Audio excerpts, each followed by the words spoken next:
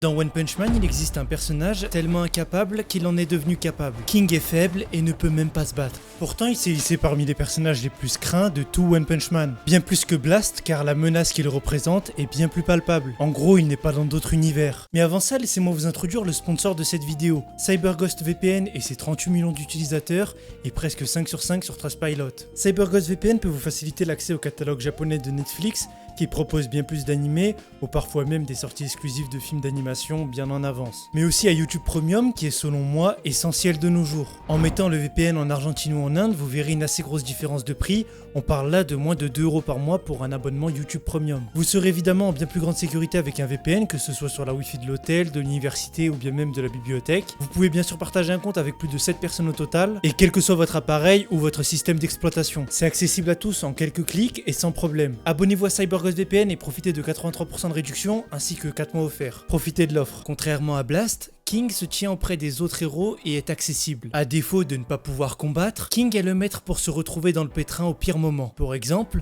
lorsque King est dans son appartement en train de jouer aux jeux vidéo, un géant corbeau a surgi pour le tuer. Mais heureusement, Saitama était là pour le protéger. Dans cette vidéo, on va analyser point par point King. Vu qu'il ne se combat pas, je ne parlerai pas de son passif en tant que héros, mais je vais aller bien au-delà en parlant de ce qu'il est capable de faire, et qui il est en tant que citoyen. Comment King a réussi à devenir le héros qu'il est actuellement. Comment s'est-il hissé au sommet parmi les héros de classe S? C'est ce que nous allons voir aujourd'hui. King a un corps maigre mais grand, donc ça compense. Il s'habille très mal et a des cheveux blonds plaqués en arrière. C'est vrai qu'avant cette vidéo, je m'étais jamais attardé sur ce point, mais King a l'air vachement plus âgé que Saitama. Il a des traits bien plus marqués et bien plus prononcés. À seulement 29 ans, King est plus jeune que la plupart des classes S. King est apparu pour la première fois dans One Punch Man dès le premier épisode. Il était vêtu d'un sweat à capuche avec une casquette et un sac rouge. Seulement quelques secondes après son apparition à l'écran, un monstre va tout exploser sur son passage. Comme vous vous imaginez bien, partout où King passe, tout le monde trépasse. Mais littéralement, le frérot attire tellement le malheur que sa première apparition dans One Punch Man est contre Vaccine Man. Il fait des gros attentats dans toute la ville. Mais quand King est dans le pétrin, retenez bien, Saitama n'est jamais loin pour sauver ses petites fesses. Comme vous l'avez compris, dans cette vidéo, on va voir en long et en travers tout ce qu'il y a à savoir sur King. Mais avant ça, n'hésitez pas à liker et à vous abonner car je compte sortir une très grosse vidéo sur One Punch Man, une très grosse vidéo théorie. Et si vous voulez savoir où lire One Punch Man, n'hésitez pas à aller sur mon Instagram. Je vous ai mis une story épinglée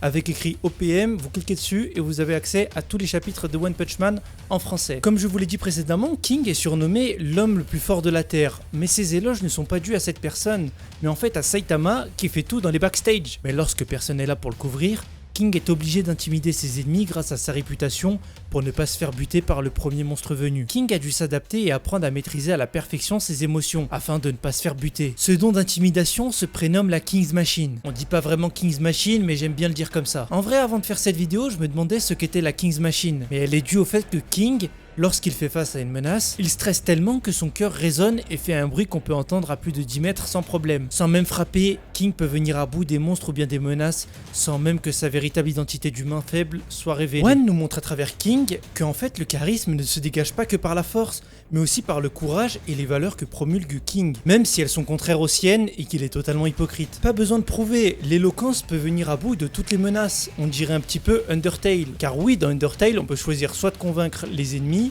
et les rallier à notre cause, ou soit en fait les déglinguer. Après, je sais pas, j'ai pas fait le jeu en entier, mais de ce que j'ai compris, il y avait plusieurs possibilités et on n'était pas obligé de vaincre les boss, donc on pouvait aussi les convaincre en leur parlant juste. En vrai, King, de vous à moi, à défaut de s'être entraîné au combat, King a perfectionné son regard et sa gestion du stress au point de rester calme et garder son sang-froid extérieur, alors que d'autres classes S telles que Bang ou bien Atomic Samurai sont en plein stress et ont la sueur sur le front. King, lui, est calme et est parfaitement lucide sur son sort, sans pour autant rejeter l'image de quelqu'un qui se chie dessus. Il a même déjà intimidé des monstres sans même les avoir repérés, juste en parlant avec un gamin, durant l'arc du raid de l'association des monstres. Tellement qu'il a effrayé un monstre, il s'est suicidé de peur. Son corps a fondu jusqu'à être totalement dissous. King a, comme je l'ai dit, une capacité de zinzin à garder son calme en toutes circonstances. Mais penchons-nous sur comment cette capacité de King fonctionne. King attire malheureusement l'attention malgré lui, à chaque fois qu'il sort acheter des jeux vidéo. La chance que King a peut être remise en question, mais comment sa faculté et son mental d'acier lui donne sa plus grande des qualités en tant qu'héros. Premièrement, King est une sorte d'aimant à problème. À chaque fois qu'il est chez lui, ou bien qu'il joue aux jeux vidéo dans un cybercafé, les monstres surgissent toujours de nulle part, car c'est un peu comme dans Baki. Le personnage est tellement fort que sa vie est elle-même un combat. Chaque seconde qu'il passe dehors ou bien chez lui est un combat. Il ne relâche jamais sa garde. Si bien que lorsque Garou avait tenté de le prendre par surprise, il a imaginé tout un tas de possibilités et a agi comme si King était prêt à se battre à tout moment. Mais malgré ça, sa chance lui permet de rester en vie. Dans la majorité des cas, King s'en est sorti, car les héros arrivent très souvent à temps. Même si Saitama est pratiquement toujours le premier à sauver King, leur destin semble étrangement lié. À chaque fois que Saitama aidait King en tuant un monstre, étant donné que Saitama partait souvent directement, tous les mérites étaient attribués à King, qui était toujours là au bon moment. Une autre compétence de fou qu'a King, c'est qu'il est extrêmement doué aux jeux vidéo. Bien qu'avant d'être un héros, King avait enchaîné les victoires dans des tournois e-sport. Mais même maintenant en tant que héros, il reste extrêmement fort puisqu'il battra Saitama, qui ironiquement perdra très souvent aux jeux vidéo, contre King du coup. Car soumis aux lois de l'algorithme, Saitama n'est plus invincible. King a également vaincu Suryu et plusieurs autres combattants d'arts martiaux ultra facilement dans un jeu vidéo où eux utilisaient la VR. Donc eux jouaient avec le plein potentiel de leurs attaques et lui jouait simplement à la manette. C'est ce qui octroie à King une compétence d'analyse du combat hors pair et qui est impressionnante. J'ai même envie de dire sans égal, car même face à une menace mondiale, King sait se montrer humble et se retirer du combat avec dignité. Ce que peu d'héros savent faire car il cède en majorité à la panique. King a une autre technique, si les battements de son cœur, donc la King's Machine, ne suffisent pas à effrayer l'ennemi, il utilise sa main pour la poser sur l'épaule de son adversaire afin d'augmenter la pression de celui-ci et le dissuader de combattre. Cette technique s'appelle la main du roi, qui sert, comme je l'ai dit, à ajouter de la pression par le biais du poids de sa main, qui montre toute la douleur des responsabilités que King porte. Donc, King utilise ses attaques pour se retirer ou rester afin d'aider les héros et parfois agir comme un leurre. Pour ce faire, il va utiliser tout un tas de bluffs en parlant plutôt qu'en agissant, comme quand il a prévenu le roi SDF qu'il pouvait trébucher. Au passage, c'était le seul humain présent, enfin le seul humain ennemi, afin de le faire paniquer, et ce qui a créé tout un tas d'inquiétudes quant à sa réussite. King a démontré sa force en utilisant son canon de l'ultime vague déferlante explosive du feu de l'enfer. Oh là là, c'est un peu long quand même. Il a prouvé sa force à tous les héros qui étaient mal en point et qui n'ont pas pu déceler la réelle cause de la réussite de cette attaque, qui n'en était pas réellement une. Cette attaque lui a permis de s'hisser au sommet des classes S en devenant le numéro 1. Il est passé de numéro 7, il me semble, au numéro 1. Et ça a fait d'une part changer drastiquement sa position au sein des classes S. Je parle là en position de force, au niveau des ordres et au niveau de qui il faut se référer. Tous les classes S étaient hors course, où ils mettaient tous leurs espoirs en King, comme Petit Empereur ou Atomic Samurai, qui était trop fatigué pour combattre. Cette attaque est censée être une vague d'énergie sortant de ses mains afin de désintégrer les ennemis se trouvant à plus d'1 kilomètre aux alentours. Il a pu venir à bout de Platinum Sperm ainsi que tous ses autres clones, sauf un qui a pu s'en sortir vivant. Peu de héros peuvent réussir cette prouesse en quelques secondes, hormis Saitama. Mais avant toute chose, passons en revue la façon dont Saitama a découvert King. Avant que Saitama ne devienne le héros invincible chauve que nous connaissons tous, Saitama était un humain banal, comme King qui croisait souvent des monstres de niveau loup, comme tout habitant dans la série One Punch Man. King a rencontré Saitama à l'époque où il avait encore des cheveux et qu'il était très faible au point de pouvoir se faire blesser par un simple monstre de niveau poule, même un monstre de niveau microbe, je vais pas vous mentir. King s'est fait slasher le visage par une sorte de monstre poulpe. Et c'est comme ça qu'est née sa cicatrice en forme de griffure. En quelque sorte, sa cicatrice est sa marque de fabrique. C'est ce qui ajoute du charme au personnage. Donc Saitama a sauvé King du monstre poulpe rose. Ce qui montre aussi que Saitama n'a pas évolué d'un coup en passant de mec cool qui prend des dégâts à un mec totalement désintéressé. Il s'est sûrement passé une chose X ou Y pour que sa courbe de progression devienne exponentielle. Mais j'en parlerai dans ma vidéo théorie qui compte sortir peu de temps après cette vidéo. En tout cas, c'est comme ça que King fut sauvé et que sa première cicatrice fut engendrée. Enfin bref, le tout premier monstre présenté dans One Punch Man était l'homme au vaccin, que Saitama one-shotera dès les premières minutes. Mais étant donné que Saitama part trop vite des lieux de combat à chaque fois, tous les mérites seront attribués à King malgré lui. Et tout ce schéma s'est répété sans cesse. À chaque fois, Saitama tuait un monstre et King se trouvait comme par hasard là au moment où le monstre se faisait trouver. C'est comme ça qu'est née la réputation de héros qu'a King durant tout le manga. King n'a même pas réussi le test pour être accepté au sein de la Hero Association, mais il a réussi l'impensable en se tenant aux côtés des classes S sans rien avoir réellement prouvé sur le terrain. C'est pour cela que tout au long du manga, de puissants classes S le défieront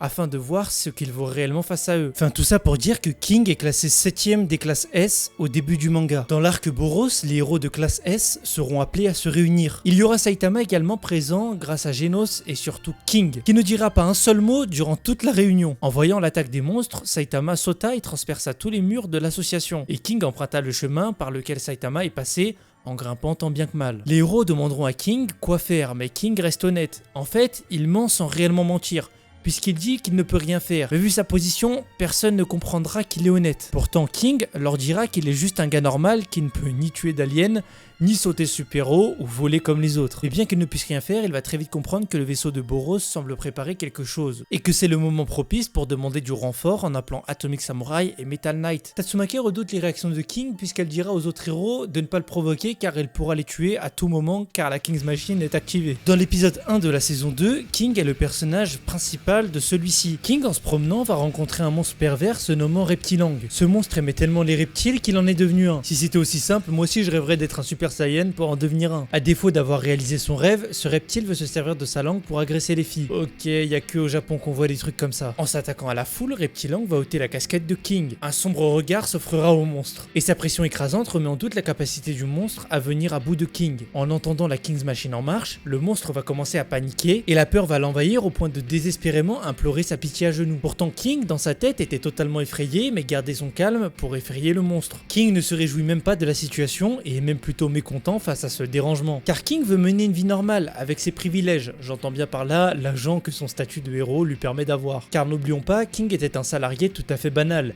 Il ne s'habillait pas du tout pareil que lors de sa rencontre avec Saitama. Avant, il avait un beau petit costard cravate, c'était l'habit parfait des salariman du Japon. Il est donc mal à l'aise face au regard des autres et portait même sa casquette, dans l'espoir de ne pas être reconnu. Il n'aime pas le succès dont il jouit et il refusera même de serrer la main à un fan car il ne pense pas mériter le succès dont il jouit. En rentrant chez lui, King va tomber sur G4, un robot ayant pour but de le tuer. Même face à l'immensité du robot, King va garder son sang-froid et paniquer uniquement dans son esprit. Il déclare simplement qu'il est sur le point de se battre face à un classe S de rang 7 et en disant cela, il montre à G4 qu'il peut terminer le combat très vite, quitte à ne même pas combattre mais plutôt écraser son adversaire. G4 va sortir sa lame et la pointer vers le visage de King.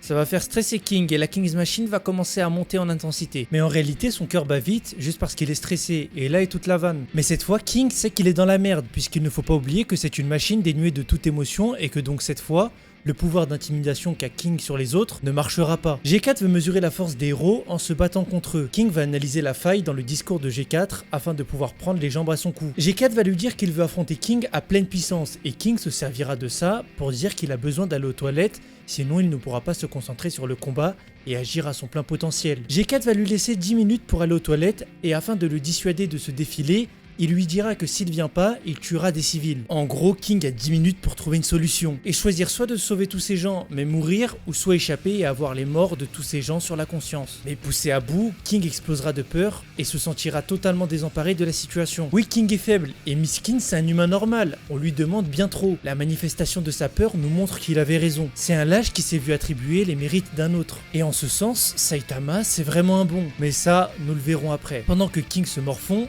G4 va entrer en combat contre Genos. Mais la lâcheté de King le rattrapera et King rentrera chez lui en courant le plus vite possible, en laissant potentiellement derrière lui des centaines de civils tués. Mais on peut supposer que King savait qu'il y avait Genos et qu'il sait que les héros ne sont pas loin du danger. Donc King rentrera chez lui et s'amusera sur le nouveau jeu qu'il vient d'acheter. King ressemble à un Ikokomori et est dans sa chambre tout seul, dans son petit cocon. Il est tellement renfermé qu'il ne remarquera même pas que Saitama se trouve derrière lui. Après s'être retourné et avoir remarqué la présence de Saitama, King prendra sa voix de héros, pensant que cela intimiderait Saitama et le ferait sortir de son appartement. Voyant que Saitama n'a pas peur, King deviendra normal entre guillemets puisqu'il acquiescera le choix de jeu de Saitama comme un petit bébé. Au début de son caractère développement, King s'énervera vite car Saitama traite King sur un pied d'égalité et ne le considère pas comme un classe S. Il se sent pas à l'aise qu'un petit de la cité lui parle comme s'ils étaient proches. La relation entre lui et Saitama évoluera positivement et deviendra même une amitié solide. Tellement solide que Saitama le considérera comme un réel ami. Saitama a vu King se barrer durant le combat contre G4 et du coup il veut savoir pourquoi il s'est barré en courant alors qu'il est censé être super fort. Saitama va pas plus insister car on le sait, il s'en fiche un peu de débunker les menteurs. Donc il va partir pour rentrer chez lui et un corbeau géant va surgir en plein dans son appartement. Saitama va dire que King a l'air d'attirer les monstres et King bizarrement répondra qu'il est vraiment malchanceux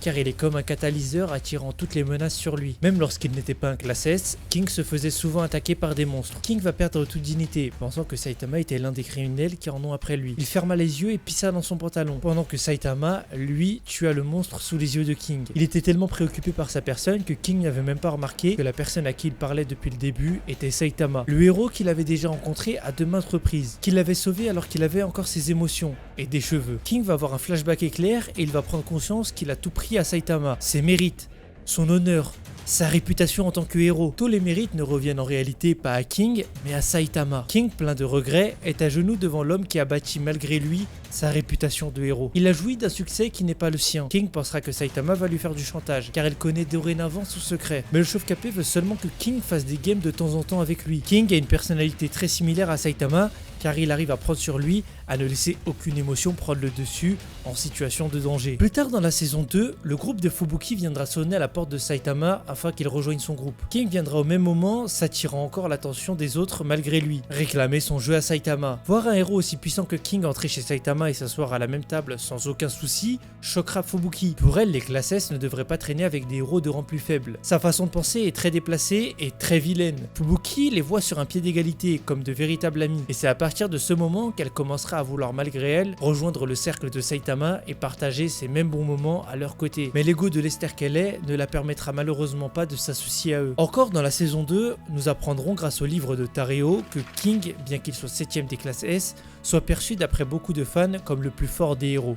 Il est perçu comme une légende au même titre que Blast, car tous deux, nous les voyons jamais se battre. King se fera appeler par l'association des héros avec une offre alléchante, afin de protéger les plus riches, donc changer de poste afin d'être un garde du corps. Mais King refusera car il est occupé à vaincre des monstres. Et en soi, le frérot ment pas, il est réellement en train d'affronter un boss final, mais sur Street Fighter. Il transforme la réalité en faisant passer ses combats virtuels comme des combats réels, pour montrer du coup qu'il est occupé. Mais je me demande comment se fait-il que Bofeuille ne l'est toujours pas dans le radar, lui qui est si facilement intrigué par la force de Saitama. King commencera son amitié avec Saitama et sortira avec lui pour la deuxième fois. Et pour la deuxième fois, Saitama se confiera ouvertement sur ses problèmes personnels, et notamment sur sa calvitie proéminente. Il se confiera aussi sur le fait qu'il ait peur de plus rencontrer d'adversaire plus fort que lui. Saitama aussi remarquera les talents de King et lui dira tout simplement que s'il mettait à profit les mêmes compétences qui font de lui un bon joueur au niveau de la tactique en combat et de sa vision de jeu, s'il les applique en tant que héros, qu'il s'entraîne, il pourrait devenir l'un des héros les plus forts, et ceci sans aucun bluff. King s'est habilement conseillé Saitama,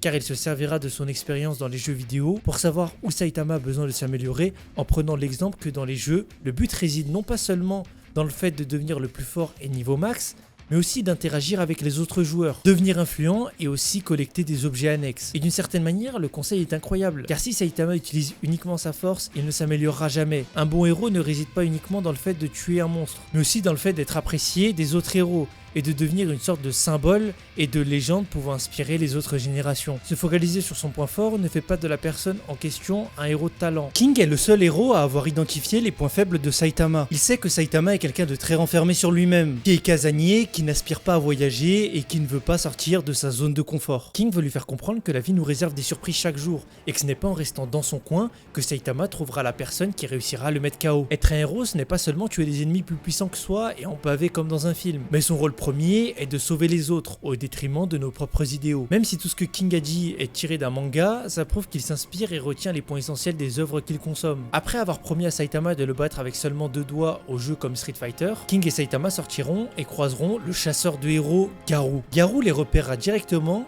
car comme je l'ai dit précédemment, King figurait sur le livre de Tareo. Donc il était sur la liste de Garou. Il va dasher sur King et Saitama tout en essayant d'anticiper toutes les possibilités qu'a King pour riposter. Saitama agira et couchera Garou en un coup de pied, et c'est juste une des nombreuses fois où ce genre de scène se produira entre Garou et Saitama. Et c'est souvent lorsque Saitama et King se réunissent que le cocktail de malchance se combine. Garou lui se souviendra pas de Saitama, mais juste du fait qu'en approchant King il est tombé KO, ne s'imaginant même pas qu'il a juste succombé d'un petit coup de pied de Saitama. Après ça, King et Saitama rentreront s'affronter. King lui enverra une salve à seulement 2 doigts, avec un personnage très faible dans le jeu. Plus tard, toujours dans la saison 2, King s'inquiétera car Genos semble avoir disparu. Et sachant que les attaques de monstres se font de plus en plus fréquentes, King demandera à Saitama s'il peut se déplacer pour aller voir s'il peut retrouver Genos. Sans ça, Saitama ne serait probablement jamais allé vérifier et n'aurait jamais pu sauver Genos. Une fois sur place, King, malgré le fait qu'il n'ait aucun pouvoir, n'hésitera pas à devenir l'appât afin d'aider les héros. Le grand scolopendre patriarche est très imposant et fait peur à de nombreux héros. Pourtant, King ne flanche pas et ne bégaye pas face à l'immensité de la bête, ayant déjà affronté Blast, je vous le rappelle. Mais tout cela n'a pas été imaginé sans plan, car Saitama était censé surgir une fois que King aurait attiré la bête sur la terre ferme. Après cette bagarre, King, Bang et Bomb resteront chez Saitama pour se remettre de ce qui leur est tout juste arrivé. Fubuki est choqué de voir autant de héros traîner chez Saitama et demandera aux autres pourquoi autant de héros, qui ont un rang bien plus haut que Saitama, traînent chez lui. Ils ne peuvent pas être aussi détendus, sachant que l'association des monstres prend de plus en plus d'ampleur et s'attaque de plus en plus aux différentes villes. Elle les préviendra que des signaux de détresse se propagent dans toute la ville et poussera les héros à agir au plus vite. King ne semblant pas vouloir agir, Genos le poussa à sortir et à aller explorer la ville afin d'éradiquer les différentes menaces. À cause de ce surplus de stress, King s'évanouira. Mais le fait qu'il ressemble à un clochard va l'aider, car quand il va revenir chez lui, l'association des héros sera à sa recherche et lui demandera où il était. King répondra qu'il était à Z-City, donc là où habite Saitama, qui est une ville abandonnée et où il y a plein de monstres. Grâce à son accoutrement de clodo, les agents penseront que les saletés sont les traces d'un précédent combat. Suite à ça, King sera renvoyé au quartier général de l'association des héros, là où se réunissent les classes S. Son arrivée pleine de charisme comme d'habitude, dans la pièce où se situent les héros de classe S. BG Masqué posera des questions de manière très audacieuse et sans gêne, allant presque jusqu'à forcer à avouer King là où il se trouvait vraiment. Heureusement, les employés de la Hero Association prendront le parti de King et le défendront, du coup son honneur sera redoré. Tatsumaki appréciera le fait que King ait combattu des héros toute la nuit, appuyant le fait que les héros doivent lancer une contre-attaque. King en profitera un peu plus tard pour s'enfuir de la réunion, en allant se cacher dans une pièce, et Bang le surprendra et lui demandera « Qu'est-ce que tu fais, poto ?» Bang l'a découvert essayant de se défiler, mais au final, King va révéler des informations confidentielles, bien que Petit Empereur ne voulait pas que Bang soit au courant. Mais il va tout révéler des plans de l'association des héros, et connaissant la suite, bien que King ait été maladroit, ces informations n'ont pas été vaines, et ont permis à de nombreux héros d'être sauvés. Étant donné que Bang est responsable de Garou et qu'il a été capturé par l'association, il se sent obligé d'aller sauver son précieux élève. Après être retourné chez Saitama afin de mettre leur plan à bien, pour sauver du coup Saitama, ainsi que tous les otages se situant dans l'association des monstres, les héros se sont séparés en plusieurs groupes, laissant King seul. Mort de peur dans les égouts, King essaye d'effacer sa présence afin de ne pas attirer le danger, car là il est foutu sans le moindre pouvoir et sans la moindre compétence.